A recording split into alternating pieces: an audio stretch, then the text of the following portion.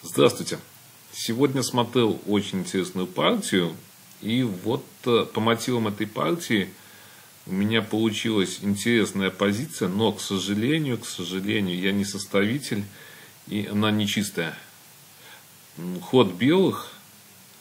Я специально говорю, чтобы вы подумали над этой позицией. Может, даже на паузу поставили. Почему нечистая, сразу покажу. Давайте. АБ4 и вот этот ход. Ну, здесь, конечно, проиграна позиция. А вот основное решение как раз другое. Я думаю, что оно красивое. СД2. Основная идея какая? Ну, понятно, нельзя сюда ходить. Потому что вот это вот отдача. Так, давайте чуть назад. Ну, здесь либо АБ6, но вот сейчас мы посмотрим. Основная идея тут как раз АБ6. И она основная красивая идея, вот это вот. Но здесь сразу нельзя FG5. То есть вот этот ход, точнее сказать, вот эта вот комбинация, я на что основываюсь, всегда вспоминаю партию. Это в прошлом году я делал даже видео по партии Академии Ильича Плакина. Говорил с Михаилом Способом, там много очень идей было. Вот одна из идей, вот эта вот комбинация была. Вот эта вот комбинация стояла. Интересная. И она входит, вот эта тактическая идея входит в стратегический план, что очень важно. Давайте АБ6, СБ4. И вот ход FG5. Вот интересная такая позиция. Многие, может, уже догадываются, какая будет основная идея в этой партии. D2 на C3. То есть, если ходить GH, то CD4. Если отдать еще одну шашку CD4, то получается GH. Вот это вот идея. А вот здесь вот получается как раз очень симпатичная идея. GF6, GH4. И вот эта вот идея на F4. Но симпатично, не правда ли? Очень красивая, конечно, идея. Вот можно сказать, смотрел другое, а получилась вот эта вот идея. Так, ну давайте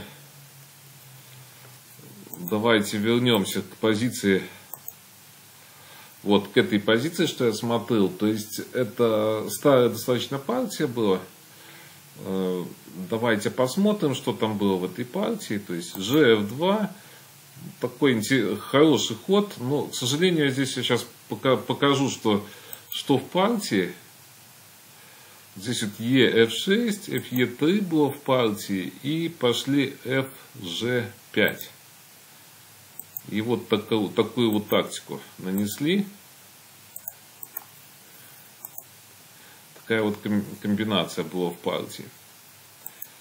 А здесь интересно тоже ход, наверное, FE3. Почему я вот чуть-чуть вот, я говорил, с этой позиции получилось, я потом доставил шашку на G1. Вот опять, если ходить EF6, то у меня была идея, та, которая в партии, вот, можно сказать, которая опровергнула мой план в партии. И здесь самое интересное, здесь вот идея эта опровергается со стороны черных.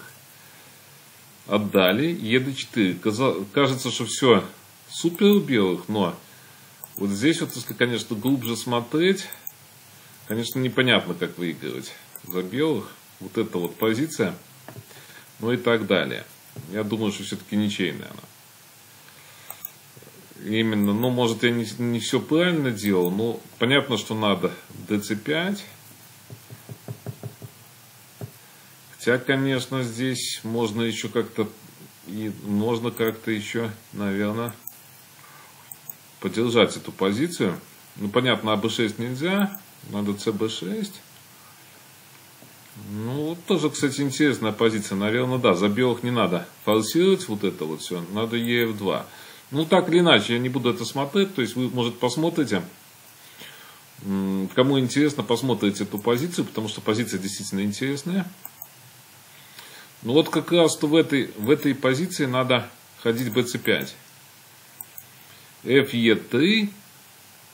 И вот здесь вот как раз то я видел вот эту идею.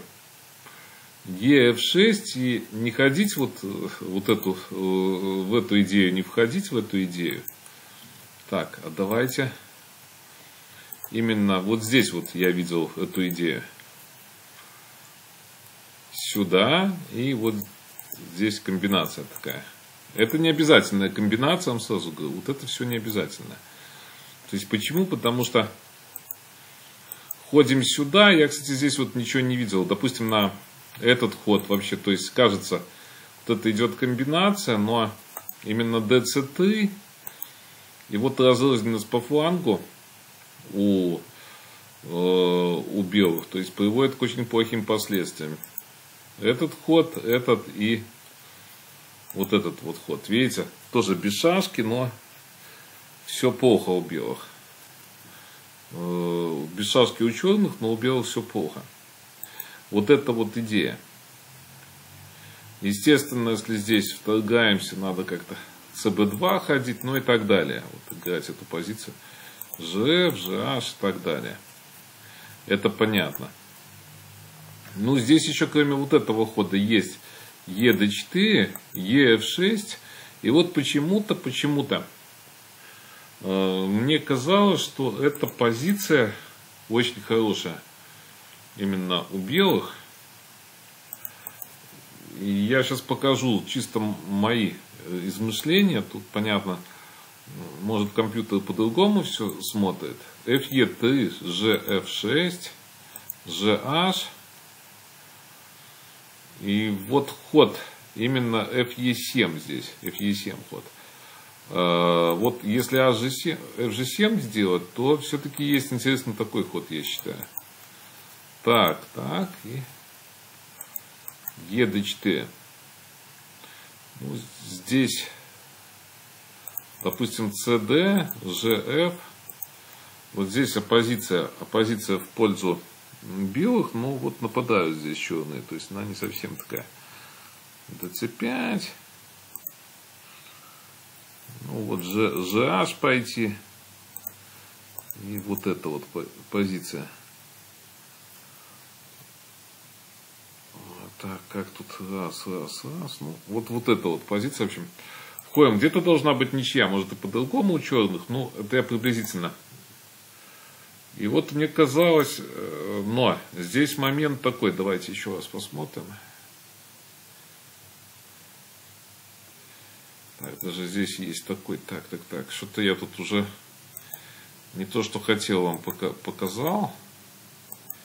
Мне вот здесь вот кажется, что именно не FG7, а FE7, и здесь вообще ничего нету. То есть ED4 и ED6. Вот этот вариант пожестче. А G7 надо проводить, и вообще здесь вот простая ничья. То есть ничейная позиция. Ну вот, я думаю, вот эти вот моменты были для вас интересны. И давайте еще кое-что посмотрим. Вот Вячеслав Костевич играл интересную партию на лидрафсе. Давайте я вот, наверное, с этой позиции вам покажу. Вам будет наиболее интересно. ED2 последовал ход. Ну вот здесь, конечно, GF нету. БА, естественно, все это нехорошо. DE7. И тогда вот, как бы вы сыграли за белых. FE5 и EF4. Видите, лишняя шашка, но вот все очень плохо. В партии было, ну то есть FG понятно, что нельзя. Из-за этого хода. Так, давайте. Так. FE было в партии. Ну, вот это вот комбинация.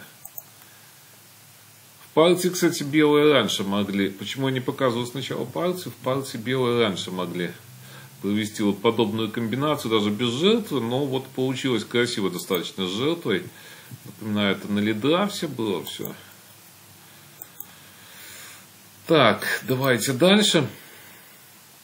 Вот интересная очень позиция. Не знаю, показывал он раньше, не показывал, но такой достаточно форсированный вариант получился за белых. Можно ставить в тренировочном процессе CD, EF, то есть сдерживаем вот эту группировку. И сейчас вот CD2, и вот сейчас у меня любимая фраза, наверное, за долгие годы, то есть смена плана игры. DE5 сюда. То есть смотрите, если бразильская была версия, то здесь бы тактика вот такая вот была. То есть надо бить большинство и бьем, если бразильская версия была. Но бразильской версии нету, понятно, что мы просто бьем сюда и все нормально здесь. DC5,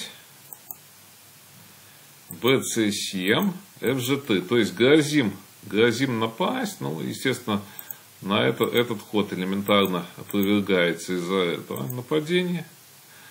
АБ4, опять вот здесь вот FG5 идет вот эта тактика, такой момент, это не тактика, это такой момент. И здесь ЕД4, БА, ну вот здесь, естественно, БА5, вот такая вот идея, то есть нету хороших ходов у черных. БА, ну, Ж, и здесь, конечно, нету хороших ходов, позиция выиграна. Ну, можно как-то так сопротивляться, ну, понятно, что позиция плохая. Вот, то есть, вот можно вот эту вот позицию ставить для решения, она очень интересная. Так, посмотрим, сегодня все или нет. Да, вот сегодня маленькая позиция, сейчас как бы вы сыграли за белых, то есть тоже такая стандартненькая и достаточно простенькая. ЦБ. Вот только этот ход, потому что я, честно говоря, давно не видел этой, я не видел вот этой позиции как-то достаточно давно. Сейчас вот посмотрел в моих там картотеках. И как-то я какие-то начал вот эти вот сначала ходы смотреть. Но здесь просто. То есть я хочу напасть. И вот основная идея как раз-то на ЦБ6. БА, БЦ и вот напасть. В некоторых вариантах вот этот важный ход очень. И на этот ход ЕД4, понятно, с выигрышем. То есть, видите, выиграно. Дальше. FE5. Если FE5, то просто отбиваемся. Сохраняем этот пункт F4. GF6, ну и BC5 с выигрышем. Ну, вот такие вот сегодня позиции получились. Я думаю, что интересная подборка. И до новых встреч. Играйте в шашки. Естественно, развивайте свой интеллект. Решайте позиции. Больше представляйте позиции в уме. То есть не интуитивно, но и меньше пользуйтесь компьютером. То есть все-таки основная цель, почему мы играем в шашки, это развить наш интеллект. Как-то, чтобы мозг поработал, можно сказать. И меньше компьютера, но через компьютер сейчас, конечно, хорошо очень, если, то есть у нас есть какая-то аналитика определенная, если мы что-то, может, даже не видим, либо проверить, то есть, конечно, компьютер большое подспорье сейчас вот в нашей деятельности. Итак, до новых встреч!